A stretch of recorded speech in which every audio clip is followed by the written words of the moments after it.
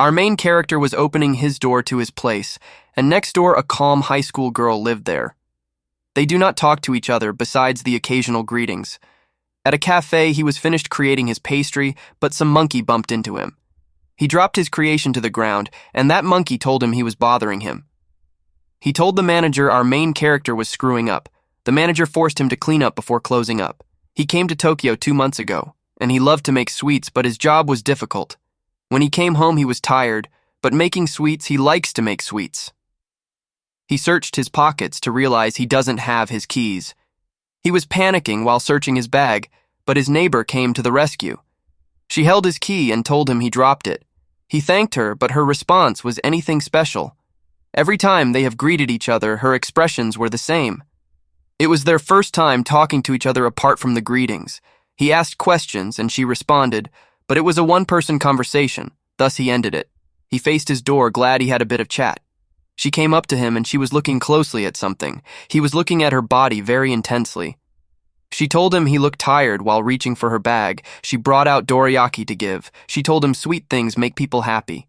He took it with gratitude, but she just stared at him, or rather the dorayaki. He told her they could split it in half if she wanted any. She took it from him and said, "Let's eat it together." They both sat outside about to eat their meal. Judging by his face, it looked too sweet for him, but said it was good. He didn't know the last time he ate with someone. She made a happy face thinking about how sweet it was. He also wanted someone to taste the sweets he makes, and this made her wonder. Her eyes shined, asking about his sweets. It was just a hobby making sweets, and he aimed for people to eat his sweets. She tilted her head, asking if she was able to eat his sweets. Next morning, he brought out sweets from a mini oven, thinking they looked nice. But his mind thought about yesterday's conversation. She wanted to eat sweets after all. She loves them, and he noticed this. He was going to give it to her the next time they met and had to get ready for college. He left and closed his door to notice she was outside as well. He greeted her, but instead of her cold look, she looked happy. He starts a conversation based off of yesterday. He withdrew the cookies within his bag and gave it to her. She asked if she could eat it now, to which he said yes. She said the cookies looked small and cute. As soon as she ate one, she got addicted to his food. She asked if it was really homemade, as this was bakery-level cookies. He said it was easy to make, which she didn't believe. Soon offering to teach her, she took the opportunity, asking to go to his house while looking at her phone. "Huh?" he said. The agreed day came and he had to go clean. He didn't think a girl would come over and wondered if she actually would. The door rang and she was standing there with a plastic bag. They greeted each other and she came on in. She said it was clean and asked for him to check if they had all the ingredients ready. She wore her apron and said, "Let's get ready." He wasn't experienced, but it was his pleasure.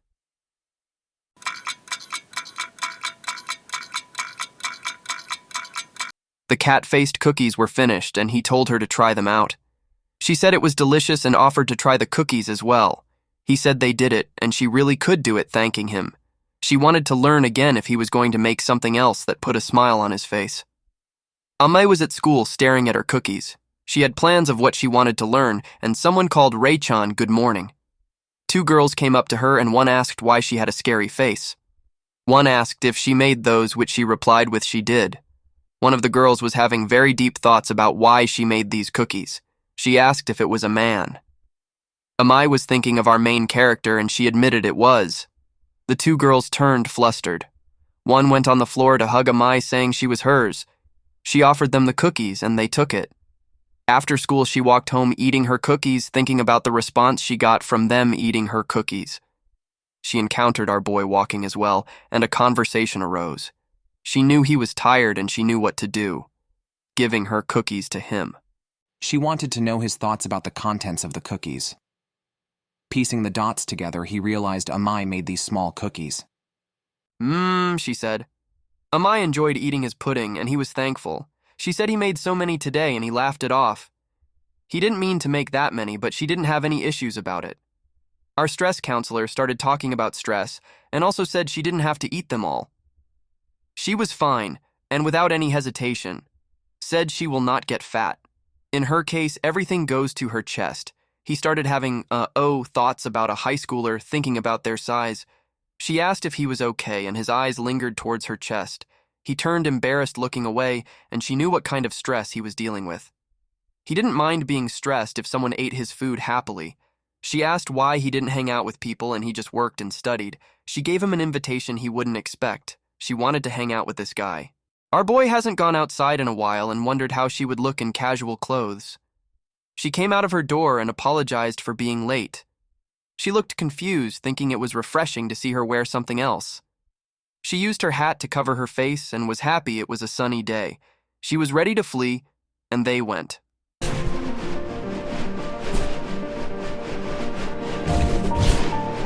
She pointed towards a pancake store and wanted lunch there. The waitress brought out thick pancakes to the table, and she liked how fluffy and delicious they were. He liked the texture. He overheard someone saying, "Ah," which diverted his attention. A couple, he thought, and then saw the whole picture. There were couples at every seat. He joked that they also looked like couples. "Eh?" she said while turning red. Our boy knew this and asked her about it. She wanted to cover herself and said she was fine and blamed her red face due to summer. They both enjoyed how good the pancakes were, and he asked what they should do next. She had an idea about what to do. Our boy was asking if the park was the correct choice to be at. They both sat on the bench, and our boy was feeling at peace. She decided to sit closer to him, and he realized what powers the bench held. The bench helped them touch their shoulders. He got up to buy drinks for her, and she recognized how kind he truly was. The sun was shining its rays at her, and she was approached by two boys calling her a cutie. Their thoughts were about those sweet melons. They both complimented her, but she wouldn't fall for them until she said she'll call for help. They didn't care, instead reaching for her melons. A hand grabbed at him from proceeding, and it was our boy. He started to press force onto his wrist, and it started to shake. Amai was just watching, and that monkey was in lots of pain. He gave them cookies and told them to flee, and they both fled like flies. He was sorry for leaving her alone, and she thanked him for being her Lord and Savior. He gave her a drink, and they both had fun, and our boy went outside for something fun for once. They both went back to their apartment complex, and she thought he acted cool during that day.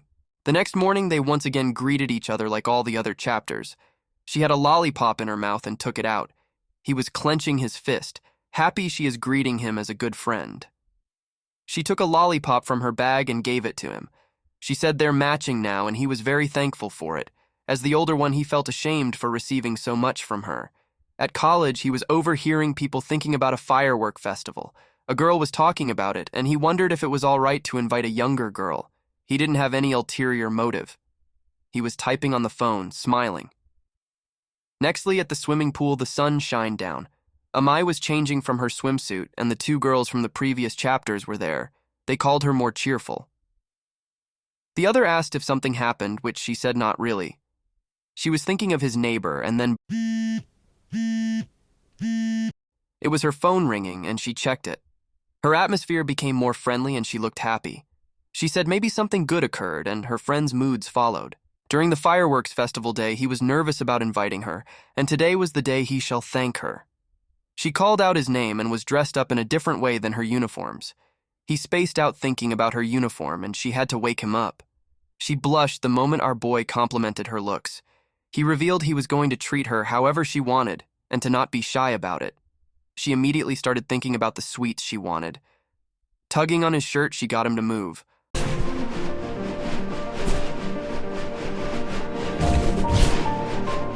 The fireworks were going to begin, and he reminded her the path to the stairs was uneven. She tripped and was about to fall and held on to our boy. Somehow she saved herself by holding onto his arm. Saying it was close, she then proceeds to talk more.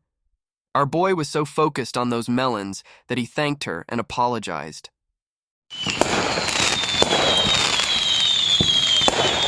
Amai mentions the fireworks are beautiful, and bro wasn't looking at the fireworks, instead admiring her. He agrees the fireworks are beautiful, and she thought it was nicely strange.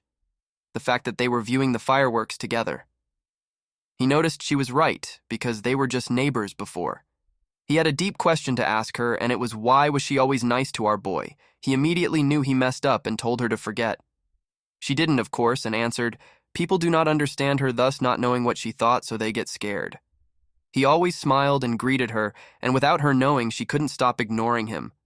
Somehow she related him as a puppy she couldn't abandon. He called her cute and kind after hearing the story. She was looking up to our boy with admiration and blushed. She turned around saying he really changed and he didn't think so. Later, going back to the food stands, she ordered 10 caramel apples, and by looking at the nutrient facts, that's 30 grams of sugar per caramel apple. Diabetes much, I say? Some other day, our boy was at his apartment walking up some stairs. It was tough for him to go shopping during the summer. He spotted and greeted Amai, who was just enjoying the view. She said, "Oni-san," while looking like a drunk tard. He had a thermometer and said she had a fever. He was looking at the plushies around him and thought a girl's bedroom smelt good. She was sweating and took off her shirt. He had the view of melons, but turned around flustered. She apologized for her actions. He asked if she had anything for lunch, but she didn't have an appetite. She said he can turn around, and he said she looked so weak. He wanted to help her, and an idea sparked. He brought a cup of ice cream for her. She said, "Yes, I can eat this all," before devouring it.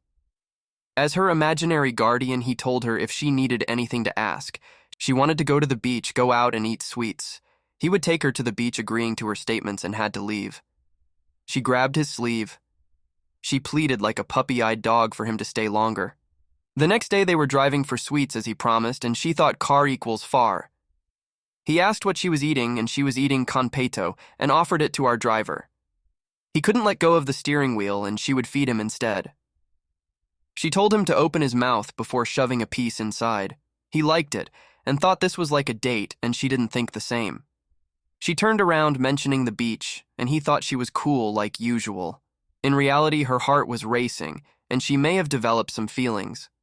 Later, at a restaurant, I would assume she was troubled because she didn't know what to order. He suggested they share the meal for themselves, and she lightened up and agreed instantly. She ordered 2 jumbo parfait, and when it arrived, they were 3 feet or something. She thanked him for the meal and dug in. She was busy eating her parfait, and sparkles appeared around her. He was struggling to eat his, and she asked for it. He gave it to her. He mentions in the car that the parfait was huge. She was full because of how delicious it was. Somehow he learnt lots about parfaits and wanted to arrive back together. She nodded out, and he drove home. Sometime later, our boy is a personal Uber for Amai, bringing her to the beach. He was just chilling on his mat with an umbrella on top until 2 hands touched his face and he woke up. Amai was staring down on him and thought his reaction was cute. She was tired and decided to rest with our boy, and her friends called her. They were inviting her to get shaved ice, and it was crowded. Our boy wanted to go, and Amai went as well because our boy was going. He was enthusiastic about being on the beach. She was glad. The order came in, and the shaved ice looked delicious, as it would also taste. She thanked him for the food, and then told him since they came here, they should have fun. She said that while taking off her coverings, he agreed. They were both having fun splashing each other with water, and her friends were just watching. At Amai's school, her teacher came to class and asked everyone if they had fun during summer break. People were chatting about their break, and she said it was fun while remembering her summer. The teacher noticed Amai was upbeat, and she was recalling her memories. She just had thoughts about him and said it out loud to the teacher. The teacher wanted her to go to the staff room, but her friends told the teacher it was all just a misunderstanding. They eventually left the staff room, and her friends wanted her to express herself better and called her an airhead. She remained expressionless. She thought about how he was always taking care of her. She asked her pals how she should thank him. They thought her speech was missing. The next day, he was wondering how to say thanks. She wanted to know, but he didn't want her to worry about it. He was only able to make sweets because she ate them, and that was enough for him. She was making lots of faces because she wasn't convinced. She wanted to do something for him and saw his bag full of trash, which was instant noodles. She asked if he was free, and she suggested she will take care of him all day. He was confused, and she would try her best to take care of him.